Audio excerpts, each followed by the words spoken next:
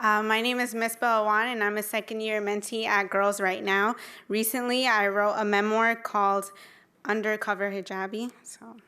I do not have a story in which I, as the klutzy and weird protagonist, metamorphs into someone who had found herself after putting a cloth, a physical thing, on my head.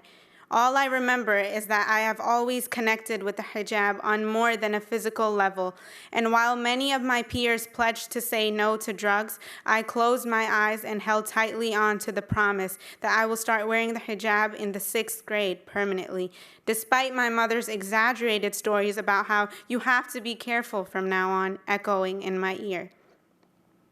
Alas, when I did, the preceding days felt like routine. On outside, off at home.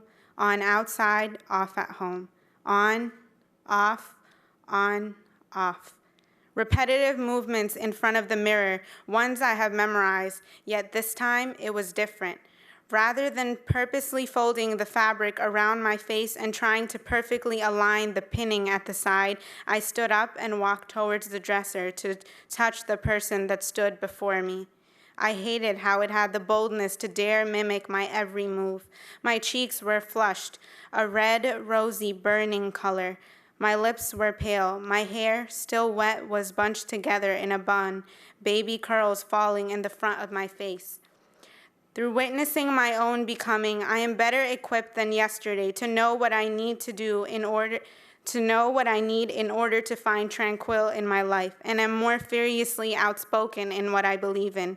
Despite this, hearing misconceptions on the hijab, even within the vibrant, hustling community that is the city, I cannot help but feel silence into believing that I am truly small, that I am no one. Scribbles of things people say in mockery: towel head, oppressed, raghead, terrorist. Do you have hair? Do you have cancer? Do you shower with it on? Oh, you can think. Don't you feel hot in the summer? Do you wear it to sleep? Did your dad force you to wear it? Well, okay, did your mom? And these are only a few up-to-date examples of hurtful and repressive comments. I'm slapped in the face, shamed into believing that their words define me. It really makes you think, though. In a place where I call home through screaming at a protest, running around in circles at Central Park, and feeling a poem at an open mic, I wonder if stars aren't the only thing lost to urban dwellers. Where are their minds? Have their ignorance truly become their bliss? And it is not only foreigners who discombobulate the purpose of the hijab. Many males within the Islamic community believe if a woman wears a hijab, she won't get catcalled. I've been sexually harassed while wearing an abaya, so it is sickening that one of my brothers in Islam believe that the fundamental reason women wear hijab is to cater to their gazes. However, this is merely a part of who I am, a diaspora. I have grown accustomed to this perpetual feeling of loss and how much it makes to experience it in this country where they have tried their best to rid you of your ancestors. Although true, do I fall obediently to their feet? No.